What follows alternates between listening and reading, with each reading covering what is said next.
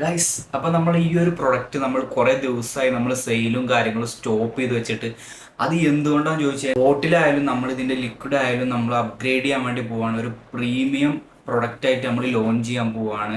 അപ്പൊ അതിന്റെ അപ്ഡേഷനും കാര്യങ്ങളൊക്കെ നടക്കുന്നതുകൊണ്ടാണ് നമുക്ക് ആക്ച്വലി പ്രൊഡക്റ്റ് ഇപ്പോൾ സെല്ല് ചെയ്യാൻ പറ്റാതെ വരുന്നത്. നമ്മൾ ഓൾറെഡി നമ്മൾ ഇതിന്റെ ബോട്ടിലും കാര്യങ്ങളൊക്കെ ചേഞ്ച് ചെയ്ത് കഴിഞ്ഞു. അതുപോലെ പുതിയ ഒരു പ്രീമിയം ലുക്കിലായിരിക്കും നമ്മളെ പ്രൊഡക്റ്റ് ഇനി വരാൻ പോണത്.